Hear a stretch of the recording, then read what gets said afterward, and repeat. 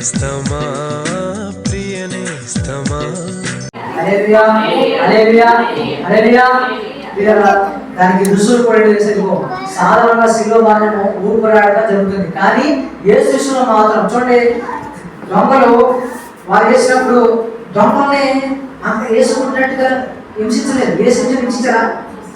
Bible ఉందా? లేదు, అంత హింసించలేదు. ఆయన బలుతో పొడిచారా? పొడసలా. దేవుని స్తోత్రం. శిలువ వేస్తే వాళ్ళంట ఏలాడితే ఏముంటుందండి? ఆయుసం ఉందా లేదా? అనేక మంది ఏలాడినప్పుడు ఊపిరాడక మరణము జరుగుతుందంట. కానీ యేసు విషయంలో మాత్రం అది కారణం కాదంట. రుజువు రక్తం మరియు నీరంట. ఆయన గుండెలో అంటే బల్లి కొడితే గుండెలో దిగిందంట. గుండెలో కొడితే ఏం చేసా రక్తము ఏం చేసా నీరుగా మారింది. దేవుని స్తోత్రం. సైనికుడు పొడిచినప్పుడు రక్తము నీరుగా ప్రవహించిందంటే గుండె పగడానికి వైద్యపరమైనటువంటి సూచన. అంటే ఆయన శిలువలో దీనికోసం గుండె ఏమైపోయింది? చెదిరిపోయింది. మరి గుండె ఏమవుతుంది? కట్టిన అంటాడు, ఇదిగో నేను రాత్రి గుణ తీసి వారికి మాస్కులను ఇస్తాను. ఆమేన్ హల్లెలూయా హల్లెలూయా. మరి నీ హృదయాన్ని దేవునికి ఇవ్వకుండా నీ కఠిన హృదయం ఎలా మారుతుంది? నీరుగా మరి వేరైందంట, నీరుగా కాలిందంట. దేవునికి స్తోత్రం.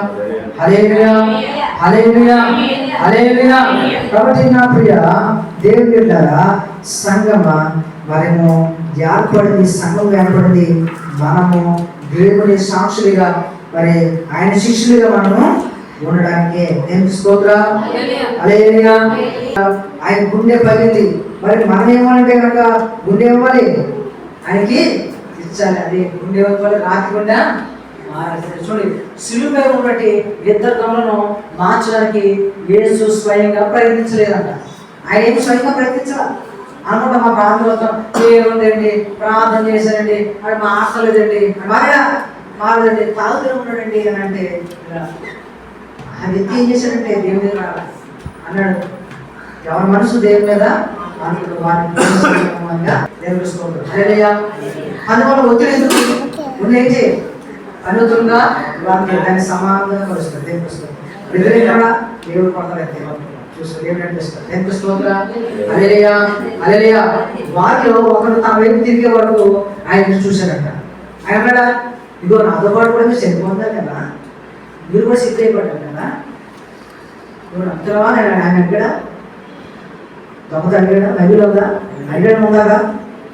లేదు కదా. ఏముంది? ఆ దొంగ ఏం చెప్పేసాడు కదా, దేవుని వైపు తిరిగాడు. ఇదిగో నీవు దేవుని కుమారుడు అని నేను నమ్ముచున్నాను. ఇదిగో నువ్వు ఈ రాజ్యంలోకి వెళ్ళినప్పుడు నువ్వు కూడా జ్ఞాపకం చేసుకోవాలి. ఆమేన్ హల్లెలూయా. నాతో కూడా పరదేశంలో ఆమేన్ హల్లెలూయా హల్లెలూయా. అంటే ఆ వ్యక్తి ఏం చేశాడండి? బలుకున్నాడు. అంటే తను చేసిన పాపాలని తెలుసు. దొంగ ఉన్నాడు కదా, దొంగతనం ఏంటి? పాప అంటే ఏంటి? దొంగతనం. చిన్న చెప్పాను పాపం చెప్పాను బోధించాను. దేవుని స్తోత్రం. సరే దుర్నీతి పాపం అవునా కదా? దేవుని స్తోత్రం. హల్లెలూయా హల్లెలూయా. కాబట్టి ప్రియులారా, ఆ దొంగ ఏమంటే పశ్చాత్తాపడి ఏం చేశాడు కనుక ప్రియులారా, ఆయన Bless the Lord, oh my soul.